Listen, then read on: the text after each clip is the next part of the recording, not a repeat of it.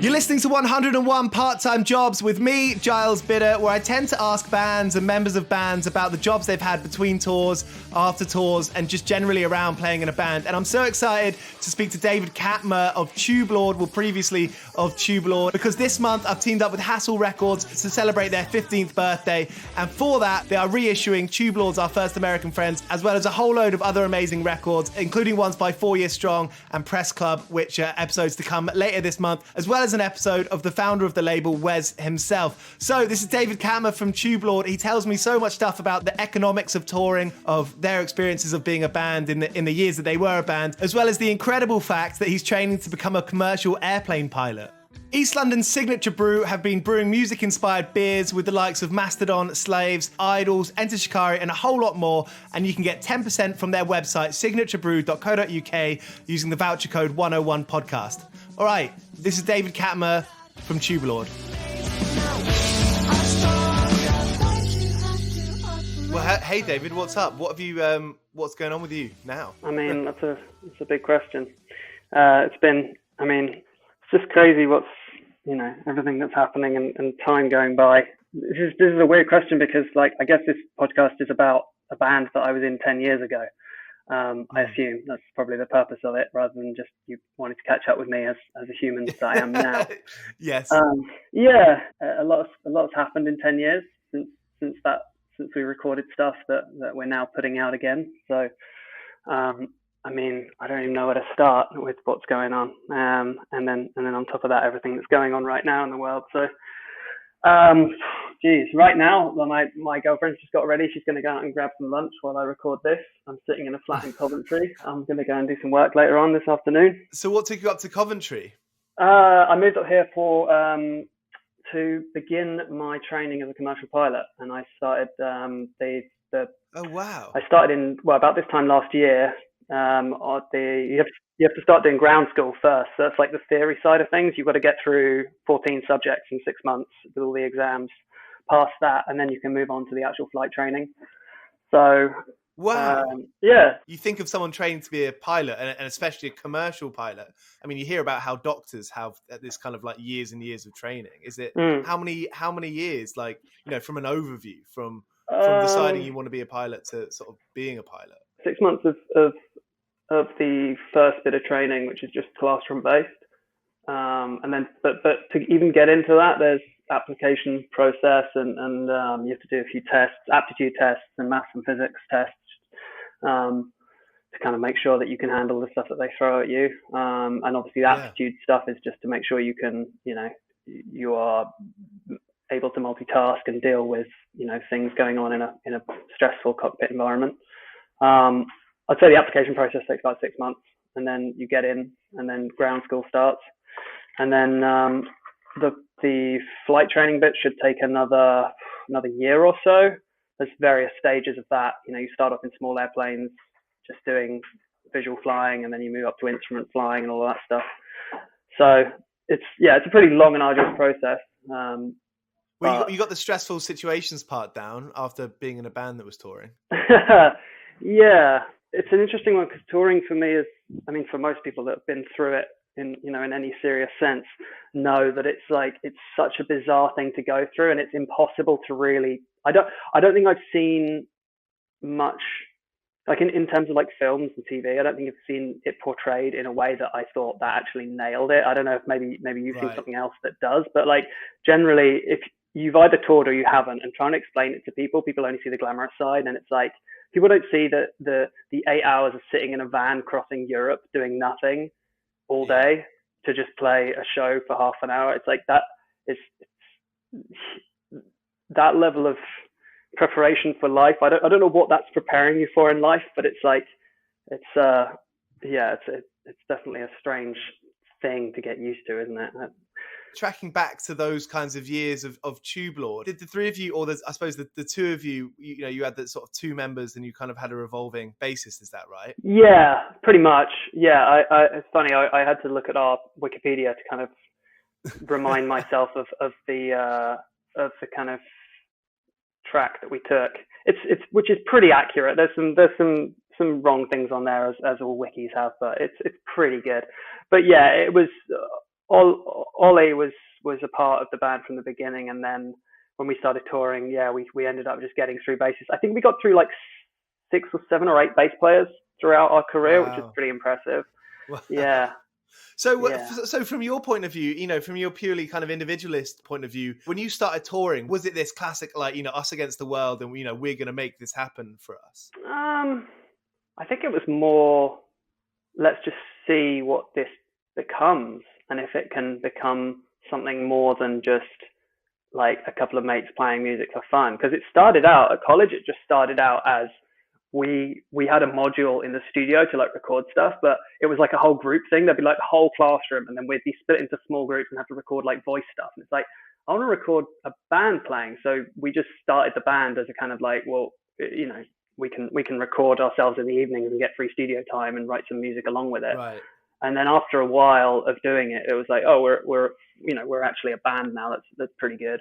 And then I don't know, the way it kind of progresses, you never really have a point where you sit down and have a meeting like, right, what's the plan for 5 years? Like, definitely not how like a little DIY band forms. It's just like, can we scrape enough money to get to the next gig? That's really all you can think about. We were like 17, 18. It's like your aspirations are pretty low at that point. It's just, can we have fun playing shows, and can we basically play with other bands that we're friends with and write music, that we enjoy. Yeah. I think that's about as far as your aspirations get to at that point. But it changes, right? Because once you get to that point, like you said, after those few hours of the drive, you start thinking like, oh, come on, can we make this sort of, this should be a question, was it a case of like, this should be a bit more organized, we should kind of know what we're doing rather than sort of a crapshoot? I think each person maybe in the back of their mind has like, they have their idea of what they expect from a band that they're in, and that definitely breeds different dynamics in a band. Some bands don't make it totally, because there's so many different viewpoints, in the band as to what they want out of it. But with us, it wasn't like, let's get organized and then we can really make it as a band. I think it was just, I don't know, damn, it's such a long time ago. Like, trying to put myself back in the mindset of someone like literally 15 years ago it's so difficult. And it's hard because you end up like rewriting the history, because these are memories that I'm trying to trawl up, and like emotions and things that I'm like, is that how I remember it? Like, am I just saying this because it feels like that's how it was? It was, I guess the band can progress only as much as the fan base is there to allow it to, right? So it's like, you can be a pub rock band playing, 1 gig a month and like want to play stadiums, but if your music isn't good, that's not going to happen. So it's like, it's a kind of reciprocal process. Like, if you put out good music, people will like it and they'll invite you to play more, be that, record more or tour more or whatever. I think that's the process. So it's like, I think I just, at least, when me and Zoe were writing music back in the day, she would write the tracks and then we would jam them out and whatever, and flush them out and make them a bit more coherent. And I think my push was always to try and make them a bit more into like rounded 3-minute pop songs. And she was very much against that idea. Just like, no, they're going to be linear. They're going to go where they want to go. And I'm like, well, we're not going to get anywhere as a band like that. And I don't think, she definitely won out because our songs were pretty weird and out there. Which is cool. I definitely enjoyed the stuff that we were playing together. So there was that kind of level of ambition from you, because I know I think it's probably quite a classic thing that people in rock bands, there is that part of your brain that does want to make it a bit poppy, a bit accessible.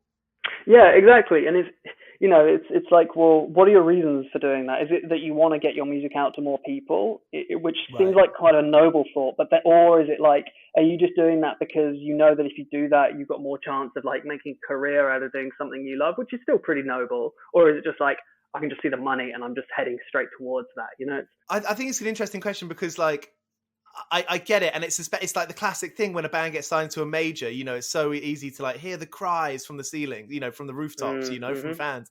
But ultimately, those people are making no more money than anyone else with a sort of quote unquote normal job. Oh, they're making far less. The economics of touring. I'm in the lucky position. After the band finished, I spent the last 10 years tour managing. Oh wow. And that's been my job. So yeah, like, I know the economics of touring inside out. Like I know exactly how that stuff works and how little money there is to be made.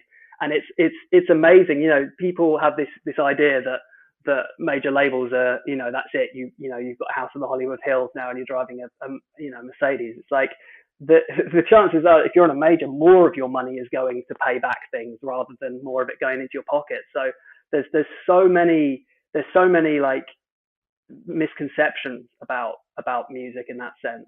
I mean, the interesting thing to me about the music industry or any entertainment industry really is that economically, if you look at it from a strictly economic standpoint, it doesn't make any sense. There's so much supply and the demand doesn't really meet that in terms of like a band like ours that we're playing to like 100 people a night, sometimes, you know, as few as 2 people, which we once did. It's like, how does that work? Like if that was a business, it would have gone out of business a long time ago. But then you think, well, what's making up the balance sheet? It's the fact that we're doing it for love and we're not getting paid. People wouldn't do that in like, you know, working in like some, you know, say like an accountant or something. That's just not how that's going to work. Like other industries do not work in that way. And it shows how far self-motivation goes. Exactly. Yeah. 100%. And it's like this idea that people are following their dreams. And so they're willing to put up all of this capital that isn't financial. It's simply their time. They're willing to put their time and effort into this process on the offshoot, on the off chance that it actually becomes a lucrative career, which let me tell you, from tour managing as many bands as I have, very few of them make any serious money at all. And they would be better off working at a supermarket. It's absolutely crazy, the economics of touring. Like even when you get up to the levels that you're doing theaters and touring in a bus, once you've broken down the finances of that tour, the amount that the actual artists in the band take away as a kind of pay packet for the tour, it's pitiful. It's shocking once you actually see how that stuff works. And it's made all more confusing when, you know, we go with our parents or our family members for a big night out as like a luxury event, you know, maybe a couple of times a year to a big gig. And, you know, as the people going and, you know, we're like kind of, you know, in this state of awe of these people on stage, and they're making less money than we might. Absolutely. Yeah. I mean, it's this classic thing of economics where, you know, between 5 and 1% or so are making 90% of the money. You know, so you look at the big arena tours, sure, they're raking it in. You know, they're making multi-million pounds each night filling out an arena or a stadium. But then, you know, you look at all the other gigs happening in that county over the night, you know, all of these little pub shows or little 500 cap rooms filled out with people, and none of that is profitable. There's one show a night in a county that is, and the rest is all basically breaking even if you're lucky. So yeah, it's really fascinating. And you know, I'm glad that I spent, 10, 15 years in the music industry to see how that all worked, because, you know, when I started out going to gigs aged 15, 16 up in London, I was completely in awe, you know, and I'd go to gigs 5-6 nights a week in London and just be like, this is absolutely amazing. I want to be a part of this, because I didn't understand a thing of what was going on stage in front of me.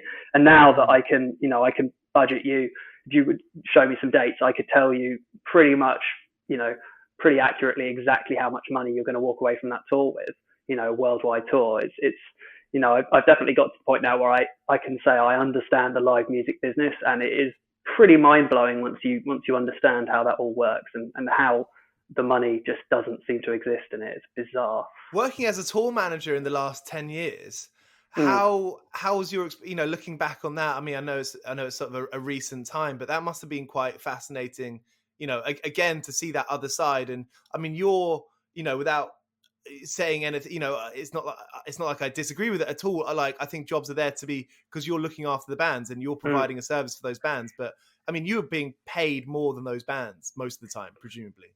Yes, absolutely. Yeah, it's ridiculous. You can, if you want to feel bad about it, it's there for you to feel bad about, because you can think, well, I was in that position where my band, for a couple of our tours, we could afford a tour manager. And if you are the musician like I was in the band up until that point, that did all of the itineraries, did all of the accounting, sent out all the merch, did all the driving, then you just think, you know what, instead of us making a bit of money, I'd rather just not have to work my ass off every day on tour and pay someone else to do it, so that I can be more focused on delivering a good show. Because as I said, when you're sitting for a van 8 hours a day, it's one thing sitting there, but if you're the one driving it and then you have to load in and then play a show, this is the other thing people don't realize about touring. Like, you're working probably anywhere between 12 and 18 hours a day doing something or another. It's not off time, really. So the amount, if you were to look at it again financially as a kind of what's your hourly rate, I mean, it would be so far below the minimum wage that it'd be absolutely laughable. But yeah, no, as I said, the economics is just baffling, and the fact that most of the time on most tours I'd be getting paid far more than I'd be the highest paid person on that tour. It's crazy. Yeah. But then it's like, well, I can charge what I charge because I've got the experience. At the end of my touring career, I was getting paid pretty well because I had 10 years experience on the road. So it's, again, simple economics. If that's how much I charge and people are willing to pay it, then I must be worth that much. You mentioned it there, how you think you're in the van or you're waiting before sound check or after the show, and it's actually it's kind of like cruelly hysterical how there's actually no time off. Because my old band, Great Cynics, we toured quite a lot throughout my early 20s, and since not touring so much and having a flat that I can pay rent for now, I sit back in my living room having a cup of tea for that, however many few hours a day. And I'm like, fuck, how did I not do this before? Like, this is the time that I actually feel like normal. This is my recharge time. This is my recalibration time. Yeah, it's when you don't have that. No. And that's the thing people really don't realize about touring, is just like, it's so intense the whole time. You're with the same people that you've probably been playing with and having arguments with for the last however many years. You're then stuck in a van or a bus or on a plane with these people for, however many weeks or months, playing the same songs every night, trying to make the same jokes in between songs land with the audience to keep them inspired, because you just want to be off the stage sometimes and just, I mean, I used to, after a show, I used to find somewhere quiet to sit and read. Like, sometimes I'd just go and sit in the back of the van and just sit and read for an hour or two and just decompress afterwards.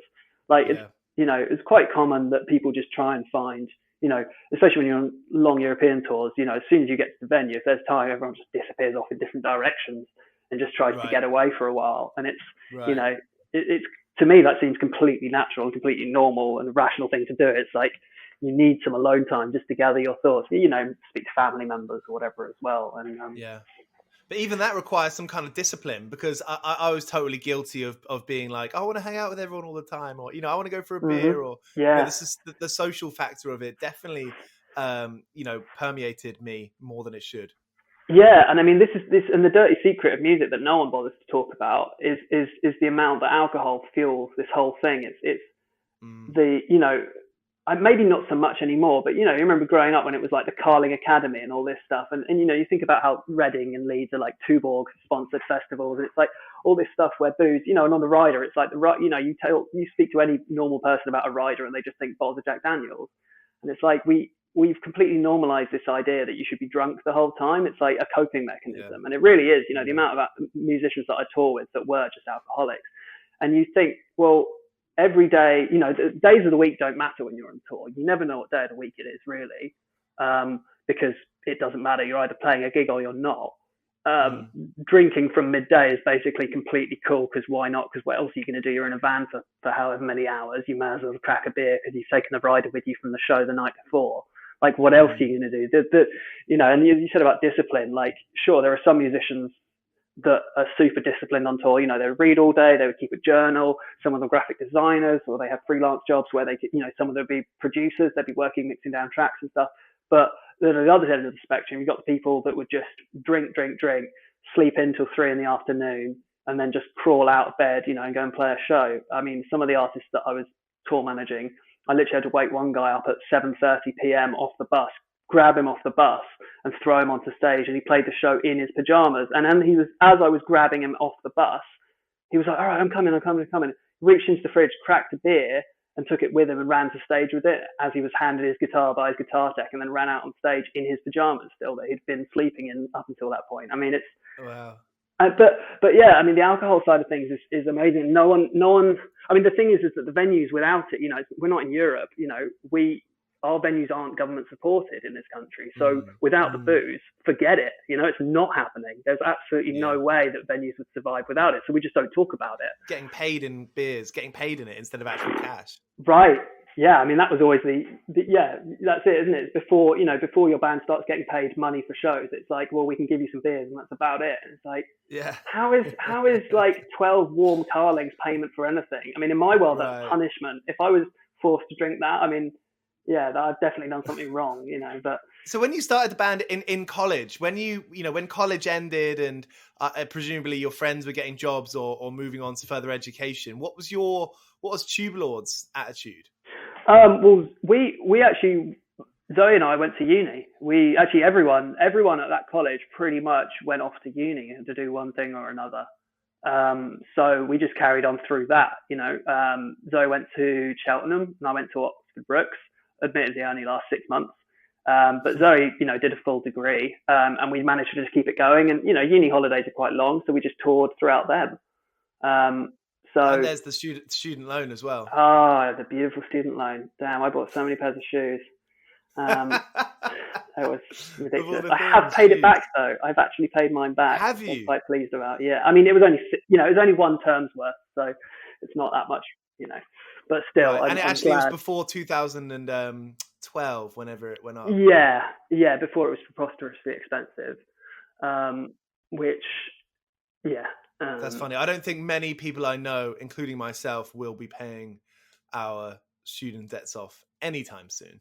No, probably not. No, I mean, as I said, it wasn't a huge amount, and I was just the last few years of tour managing were quite well paid, and I managed to get to the point where it was, you know, I was in a position to pay it off, and I just thought, then it's just done, and then I'm not accruing all the interest on it, and you know. So you lasted a term because of Tubelord's touring schedule? I just didn't enjoy. Honestly, I wasn't mentally ready to go to uni. I think I've matured properly when I was about 28 or 29, to the point where. In what kind of sense? Just like became an actual adult. I think I've been very immature up until that point. Just in terms of like how I felt about things and life and being serious about, you know, what I actually wanted to achieve. And being, you know, this whole thing with learning to be a commercial pilot, you know, I'd always put off doing something serious like that just because I just thought, oh, I'm not academic minded. I'm not going to be able to learn anything. I'm just going to have to kind of get through life doing basically music, you know, what music has taught me, which is how to be a tour manager. But then it was only in my late 20s that I kind of thought, maybe there is something more to this. And, you know, once you've done enough touring and you've seen, you know, you get disillusioned when you're dealing with, you know, pretty useless people from various sides of the industry.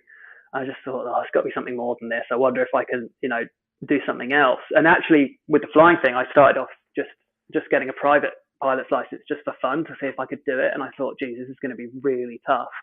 And within about a year, I got that license. And towards the end of it, I just thought, oh, that was actually quite easy. And I actually really enjoyed flying's fun, but actually the learning part was what I enjoyed the most. And I realized that I'd really missed out on actually being challenged and learning. And now I've, you know, since doing the commercial training theory course, which is kind of, it's basically like doing your A levels in 6 months instead of over a 2-year period.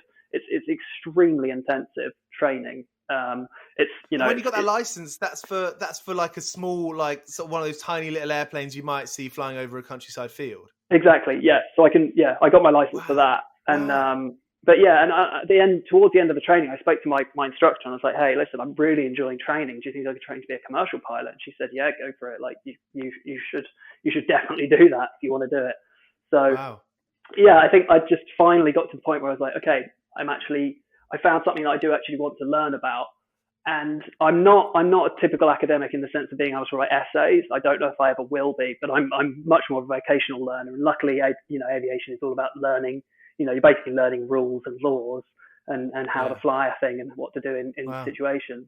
So it's you know, I'll never be academic. I don't know if I'll ever write another essay in my life, but you know, at least I'm getting a further education of one sort by doing this. It's not a loaded question by any means, but do you think that kind of immaturity helped being in a band, helped, you know, that kind of attitude where you're just thinking about maybe the next week ahead? 100%. Yeah. I mean, music's, touring like that, you are basically a child because you don't have any responsibilities. Again, especially with the musicians that I was working with when I was tour managing them, that life is very simple if you want it to be on tour. You can be completely shepherded around at all times by your tour manager. This idea of herding kittens, that's exactly what tour managing is most of the time. You're just trying to get a bunch of immature drunks from one place to another up onto a stage to play a show and then back into the hotel or whatever. It's and that's not everyone. I'm generalizing there, and a lot of people are extremely responsible, but there are enough people out there that are so hopeless and so immature. It does just seem like this kind of never-ending Peter Pan kind of ideal. And when it came to recording, was that a different story? And writing? Writing was great fun. It was really, really satisfying, especially when you get to that point where everyone in the room is just like, yes, that's exactly how it should sound. That's sick.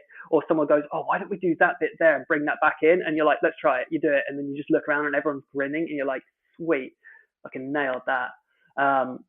But I loved recording. For me, like, I didn't really enjoy recording drums because, that's the first thing that you record along with the scratch track.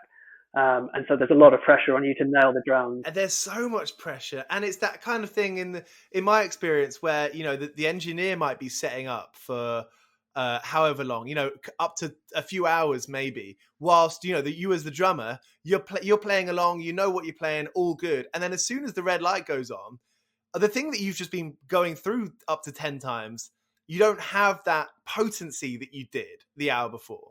And I feel I've seen that happen, and I've just felt so sorry for the drummer.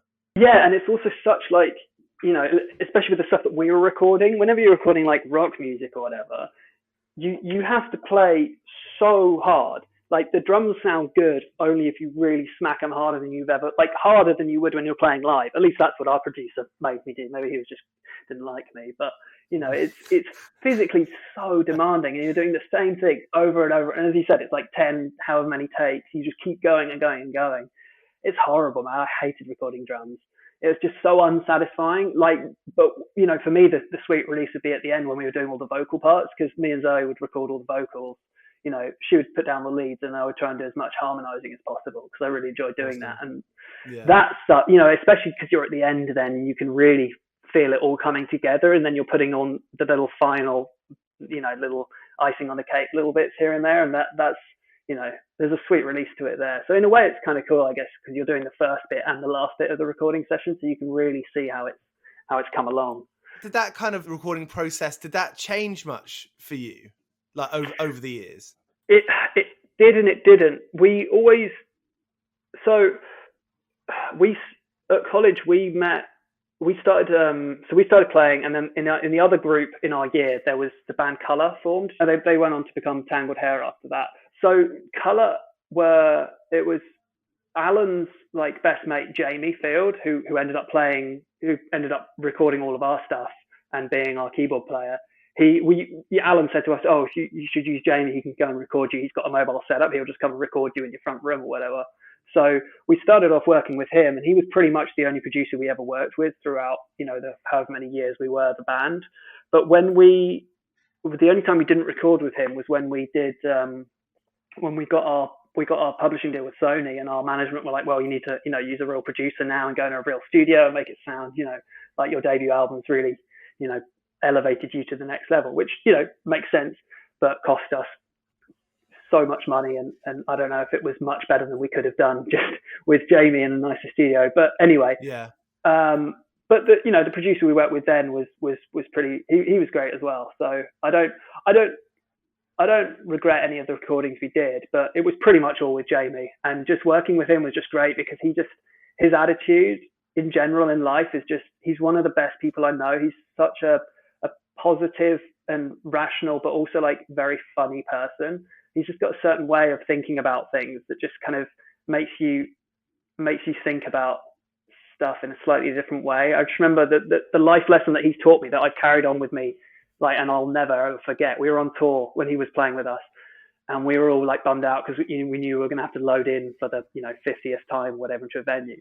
And he was just like, oh, if we just tell ourselves that we like loading in, we can probably enjoy it. Like, let's just try that.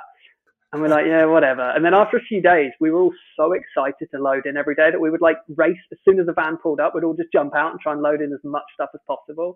And it's Brilliant. like just that kind of mindset that he brought to us. I don't know if anyone else in the band has kind of taken that away from it, but for me, it was just, that's really changed my attitude towards life. It's like, you've got to do stuff, right? There's some things in life you just have to do, like doing the washing up or like scrubbing out the toilet. Like, yeah, you could say it sucks, but you could also not say it sucks. You could say you enjoy it and you could take pride in it. Either way, it needs doing. So like, why put a negative spin on something that has to be done? It's like, do you enjoy breathing or do you dislike breathing? It's like, well, most people are pretty whatever about it, and that's cool. But imagine you were psyched about like the most banal things. Your life would be really good.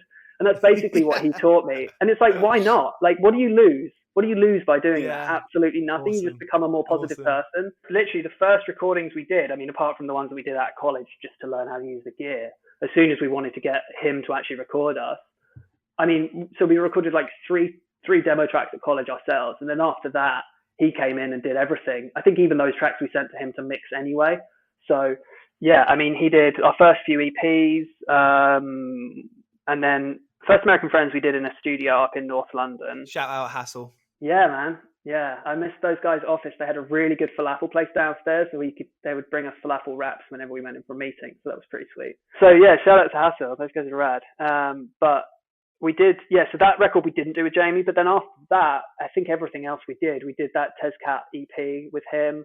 We did like an acoustic version of our First American Friends, which we recorded in my old dining room at my house. That was really fun. Was that before every band did acoustic versions? I mean, look, I'm not going to say that we were blazing any trails here. I wouldn't say something like that. But I don't know. The answer is yes. Probably. I don't know. My memory is so bad that I don't know when we did it. It might just been last week we recorded. I can't remember. But no, that was great for me because it was like we could kind of go back and fix all the things that we didn't have time to fix when we recorded the album.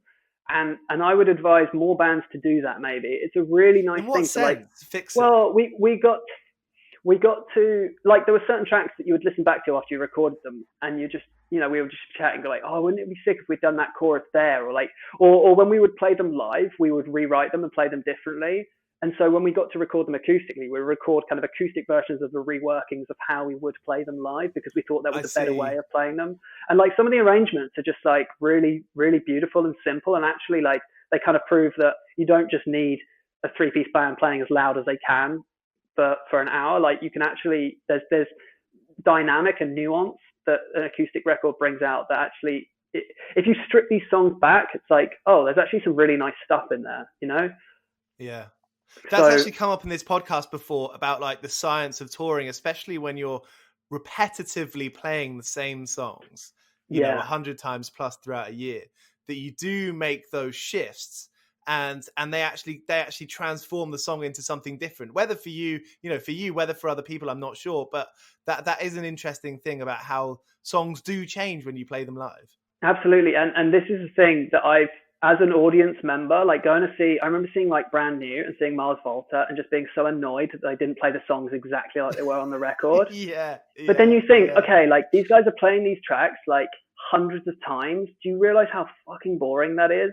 And like, if you want to listen to the record, just go and listen to the record. Like, if you want to see a band live, you have to accept that, you're on their turf now. Like, they're going to do things how they want to do it. Now, for some bands, that's going to be detrimental. And if they suck live, people are not going to buy tickets, and then their live career is going to go down the toilet. So there's a trade-off between, like, again, what we started with, this idea of like, well, what's the aim of the band? Is it to be commercially successful, or is it to be like artistically integral? But at the same time, you got to pay the bills. So, towards the end of my career tour managing, I'm just encouraging bands to do whatever the fuck they want live, as long as it keeps them going, whatever keeps them sane on the road. And yeah, if you want to do a different live version, maybe it'll land with the audience, maybe it won't. But like, you may as well try and figure that out, see. But especially for drummers, switching up fills. I mean, that's like, that's a given, right? Because you can, it's such a minor part, unless there's some like absolute drum nerd in the front that gets really pissed off. That Which there will be. There are always going to be drum nerds. Exactly. But, for most people, it's like, oh, the singer's singing a different thing. That's annoying. I can't sing along with them. And then you lose that sense of togetherness. And I think you feel betrayed, right? You're like, I came here to sing as part of a group, but like the leader of the group has now switched up the the message or the melody, and like now I'm lost. I'm like, huh? I thought we were on the same sheet. And like, I guess the group psychology of that makes sense. It's like, if you were to go to like church and then the priest starts spouting some stuff about like completely other religion or something completely different, you're like, huh? This isn't what I signed up for. And lyrics is such a sort of first person experience. Right. And we, as audience members, we add so much to them in terms of our emotions. It can be like, oh, that was the first song that I kissed my girlfriend to, or like, anything like that. Oh, that's a breakup track. Once they're laced with that much emotion, yeah, you're only basically ever going to be disappointed when it goes wrong live. But at the same time, I empathize on the side of the musician. As I said, like, I get it. You're playing this song hundreds of times. You must be so bored of it. Like, and you have the right, you wrote the song. You reserve the right to do whatever the fuck you want. It's your piece of art. I completely get that. But at the same time, don't be surprised if the audience don't like it. You can't be mad at the audience for not liking what you haven't given them, basically, or what you gave them that's changed. It was nice to come full circle as someone that, used to go to shows and now fully understands the industry and understands why all these things happen, because now I can see it from both sides. When I go and see a band now, which I rarely do, I mean, obviously not at all now, but even back in the past, I'd rarely go to shows anymore, because once you understand everything that's going on, it's hard to detach from that and really get lost in the music anymore. And so much, every crew member that I'd see working in the wings or crossing the stage, I'd be like, oh, well, they're obviously, okay, there's this many crews, so they're probably on a bus, which means that they're probably having to leave the venue at this time. And it's just like, why am I thinking of this stuff? Why aren't I enjoying the show? It's so annoying. Like, I wonder if it's because those nuances and those tiny little things, like you become. I mean, I've got a thing about I've got an interview with Thurston Moore coming out on this podcast, and he talks a lot about, through the years, just analyzing, studying music, studying people when they play. And I think that our brains go to all these different kinds of places when we become so accustomed to being in that live music environment. Right. I mean, especially for a musician like, well, especially, I was going to say, for a musician like that, you have to be tuned in, because you are constantly analyzing what everyone else in the band is doing. And if someone makes a mistake or takes a tune somewhere that you weren't expecting or whatever, it's like, you need to be ready for that. You need to be ready to like, or if someone speeds up, it's like, are we all going to speed up with them, or are we all going to try and bring them back down and, maintain eye contact and bring them back down to our pace? It's like, I'm guessing that Thurston's in a kind of, every time he hears music now, it's like it elicits this response in his brain where he has to lock on, and he goes straight back into playing live mode, where it's like analysis, because that's your career right there. That's your craft. So what was Tubelord's concept in terms of, if someone sped up, or would the drums always anchor it? I generally play pretty fast, get out of control. It's pretty bad until we got our last bass player. That was the thing. Until we got Tom on board, like when he came along, I mean, no disrespect to all the other bass players that we had over the years, but none of them were really either amazing, as good as he was, or they were actually just guitar players that were like, got relegated to playing bass. But Tom was the first bass player that I played with that was actually a bass player. Like, that was his instrument, and it wasn't like some cop out. Like, he wanted to play bass and he loved playing bass. And he taught me as a drummer, like, what a rhythm section is.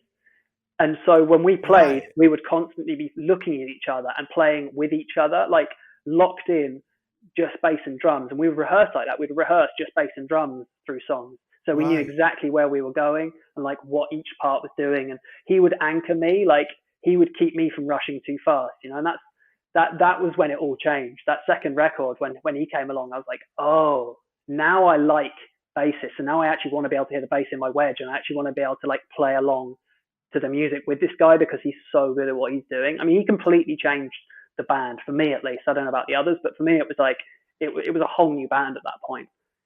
So, was that difficult for you to adjust? Because I think we all have these things. Great. It was so really good. Great. No, carry on. Sorry, what were you saying? I was going to say, we're creatures of habit, and sometimes we can be a bit like arrogant when we don't even know it. Like I think I've been wanting someone like him for so long, and that's why we got through so many bass players, because we just weren't content with what they were bringing. And when he finally came along, it was like, oh, okay, no, you're the one. You're not. You're the guy. This is it now. Yeah. No, we knew at that point. It's like this whole kind of love at first sight thing. When you know, and it was like, he's the guy. He's definitely like the bass player that we need. And he's just, He's such a good, again, another really great guy. He's now working. Last I spoke to him, he was working at Warner Chappell for a while, and I think he then went and did a degree in psychology, and I think he's back at Warner's now, and he's really pushing this mental health musicians idea, where like the publishers are now starting to put mental health um, checkups and stuff into their contracts when they sign artists, and he's been really pushing that. So it's just like, no, I mean, it's really, really awesome thing. And I spoke to him maybe a year or so ago about this, and it just sounded like such a great idea, because another thing, like we said, mental health with musicians, it's being talked about more now, which is good, but like he's trying to make it so that the people with the real money and the real clout, which is the publishers, they're taking their share of the responsibility, which I think is, definitely a needed thing. And there's action there rather than a sort of a rhetoric. Exactly. Yeah. It's like, it's written into a contract. They have to provide musicians with mental health counseling if they need it, because, artists are generally, probably not always in the best mental health, because they're artists, their brains are creative. So they probably more than most people have, there's something about the creative's brain where it doesn't work as what we would call, quote unquote normal, because that's what makes them artists, because they think differently to most people and they see things in creative ways, and that's amazing. But at the same time, like, if we want to exploit them, which is, that was what blew my mind about the music industry. The first time I saw the word exploit in a contract, and it's like, that's exactly what a contract is. It's a recording contract is to exploit the music for all the money that it's able to process. And so you come up against agreements as well, Sure, right. But it's so weird to see it in an artistic setting, like the word exploit and art, they don't seem like they go together. But of course they have to, because it's real life. It's like, you have to put money on the table somehow, Right. So I think the responsibility that the money makers have is like, you want to exploit these artists, well then you need to take care of them mentally, because you're putting out these promises that they're going to be these massive musicians, they're playing to people that adore them. But what when they're not? Like what happens when they put out a record and no one likes it, and they have to deal with playing to half empty rooms for a year doing this album tour? Like that's psychologically damaging. Like, I know it is, because I've seen it firsthand, and I've seen people burn out on tour, and I've seen, it's real. So I'm glad that. Have you experienced that kind of thing myself? Yeah. Or as I said, like, there were times touring when at the end of the show, like, I would have to get out of the area and I would just go and sit in the van on my own and just read. When we were touring, when Tubelord were touring with Blackfish, I remember they would headline most of the time, and so once we had finished, I would have at least like about an hour or so to kill before we would leave the venue. So I would go and sit, and I just needed to basically be alone in the dark and just kind of reflect. I was never happy with how we played live. Like, I rarely enjoyed any of our live shows. I think I was always, I think there's the perfectionist side of things for sure. Like, just it not being, I think I wanted it to be perfect like the records were, which is so absurd because, having recorded a record, that a song on record isn't one take. So there's no such thing as a perfect like playthrough of a song. There never would be. So I was basically aiming for something that was completely unrealistic. And then, like, because we were never playing at good enough venues, my monitor mix was never good. And, we could never afford our own engineer. Well, we did a little bit, but still it was like the monitor mixes would change every night because, you're in a different venue and you're not carrying your own audio gear and you don't have in-ear monitors because we were, just a little poor DIY band. So it was just never as good as I wanted it to be each night. And then on top of that, you're following ticket sales, throughout the tour and looking at, we're going to be playing to a half empty room again, as usual. And just, once you've played a show, you're, emotionally completely empty at that point. And you've given all of your adrenaline over, and I would just always have to go and decompress for an hour or so after the show and just want to be, alone in silence and just kind of brood over it for a while. And you mentioned about were you published by Sony? Yeah, one of our managers had an imprint with Sony. He had like a deal with them, and so basically we got like a small publishing advance through Sony ATV with his company. Did that feel like a sort of career, turning up on the career scale? kind of, but not really. It was like, I knew that we were only ever going to be a certain size, and I knew that as long as Zoe was going to keep writing songs as she was going to write them, and that was never going to change, I knew that we were going to be limited by that, and we were never going to get any bigger than that. And so, like, while the Sony money was helpful, it basically it was like the advance came in, and then we just paid a producer. So this other thing that, you know, you get with the industry is where basically a lot of what I see in the industry is just bands existing to basically support the careers of all of the music industry people around them, but they're not actually, you know, they might have some fans, but really, you know, a lot of the bands that I've tour managed over the years, you look at it and you just think, you'll be gone in a few years, and I don't think that many people are going to care whether you existed or not. And you just think, well, I'm getting paid, and your manager's getting paid, and your agent's getting paid, and your lawyers are getting paid. But what? It's like, that's pretty depressing, isn't it? It is. This is what I'm saying, man. This is why I had to get out after 10 years, because you just think, I see what's happening here. And most of these bands, no one's ever heard of, no one will ever really care about, you know, and it's like, yeah, they exist to basically just keep money flowing around the industry so that, and this is the thing, you know, with majors or any label really, they basically, you know, how many Beyoncés had to get signed so that one Beyonce is the one that you've heard of. You know, they'll sign 20 artists on development deals, and one of them makes back all of the money that they pay to the other 19 artists. And so if you're Beyonce, great, but if you're one of those other artists that's been buttered up by your manager and all the lawyers and all the industry people and taken to Soho House for a meeting, and then, you know, and you're like, oh my God, we're going to make it. And you don't. Of course you don't, because the chances of you making it are so slim. Like, you basically loosened up some money from Sony, and then it's going to go and pay some other people so that they can nurture some other talent to bring them deals, so that money then goes back to Sony one way or another. And it all just, the money comes, just kind of sloshes around the industry from one pocket to the other. And it can be pretty disheartening, but, you know, at the same time, like, there are bands out there like ours who maybe for some people we were their favorite band for a while, and we probably wrote some music that people really like. Totally. And it's not many people, you know, it's a few people, and that's, you know, cool. Like, I got a career out of it. I wouldn't be doing what I'm doing now, and I wouldn't have been able to become a tour manager if it weren't for Tubelord. So it's a really weird kind of position to be in when you're so aware, and I've seen the economics of it, so I understand exactly how it works. But at the end of the day, it's like, what is there to show for it? It's like, well, we're doing a re-release. And it's like, oh, that's cool. Some people will buy that, I guess, and that's nice. And I think it brings up the really fucked up question. Say if like 5 people in Kingston or in Greater London, your Tubelord are their favourite band, why is anyone else more important than those people? Do you know what I mean? Why should particular band full of people more important, or does it matter where you get to in the charts as long as somebody likes it, right? Right. From that purely artistic point of view, that's the best thing in the world, your record being devoured. Sure. Yeah. And only if one person likes it. I mean, even if the band are the only people that likes it, like our second record, I don't think anybody liked, but we loved it. We really enjoyed making it. It was a really good fun time.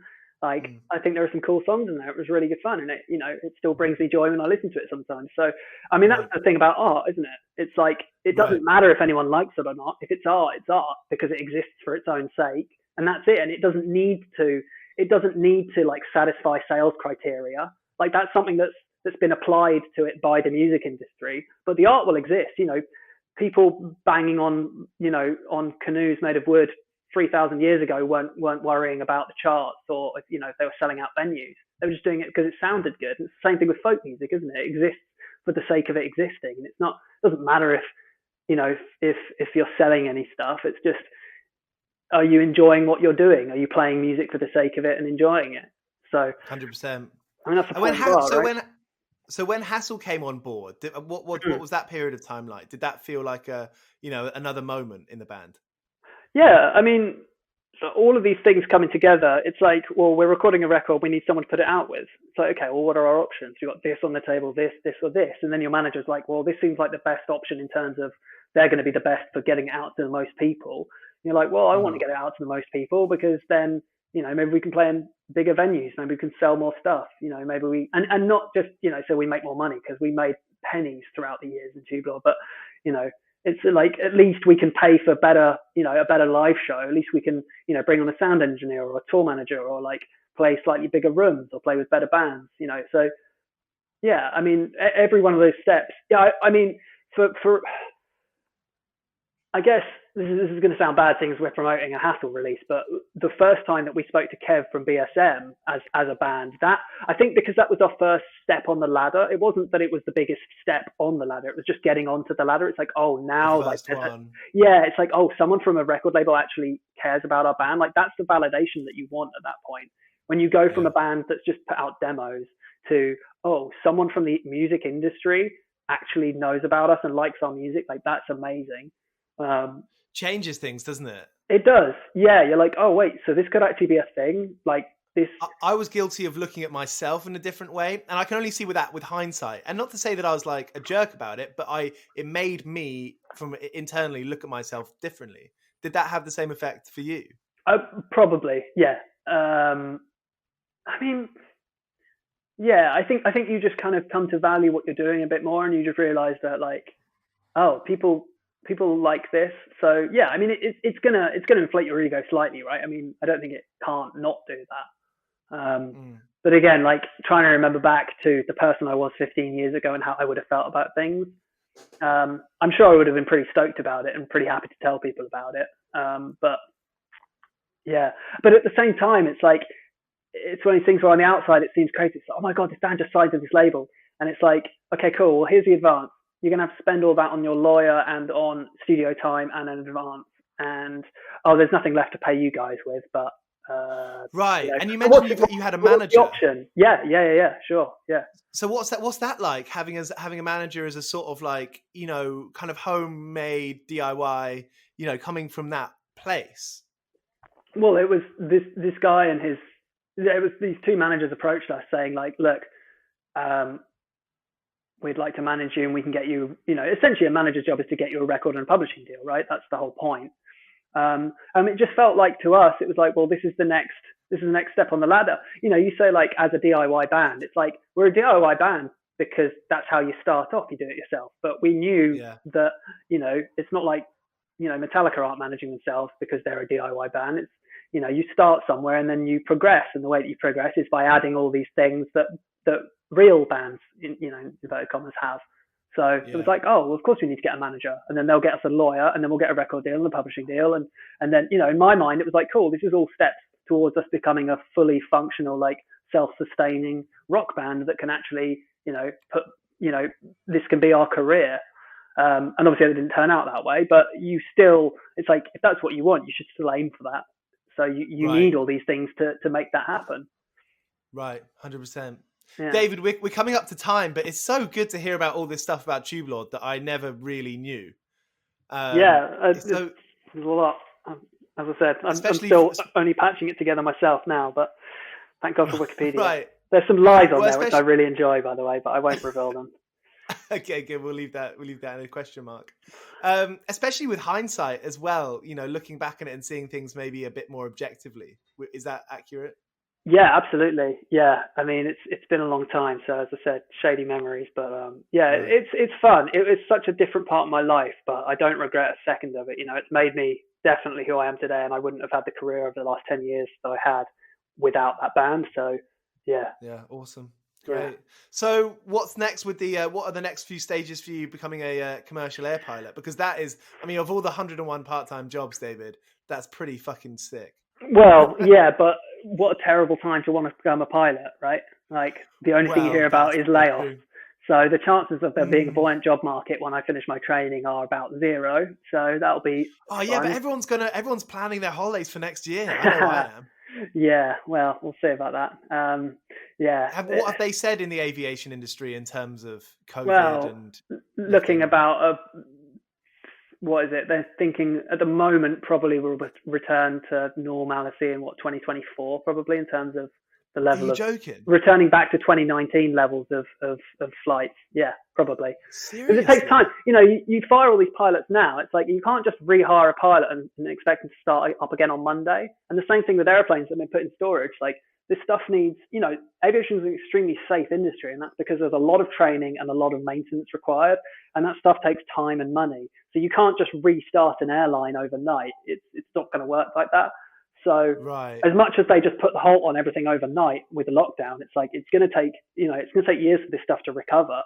All these jobs that have been lost, people need retraining to be rehired for all this stuff. So it's going to be a slow recovery, I think. But I'm not entirely sure.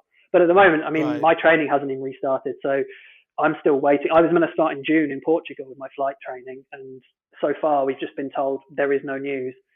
Annoyingly, the company that I'm training with, their main base is in New Zealand. So until New Zealand reopens, yeah. And why would New Zealand reopen until there's a vaccine or like a proper cure?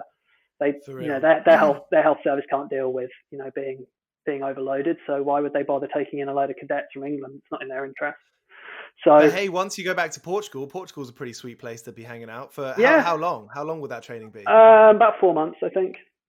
Cool. Yeah, so it'll be right. Pretty intense stuff. Yeah, absolutely. Yeah. I mean, even when I was learning for my private license, I'd only go and do an hour or two of flying a day, and after that, your brain is completely useless because the intensity that learning to fly, just the amount of stuff you have to think about at all times. It's a 4-dimensional puzzle basically that you're trying to fit.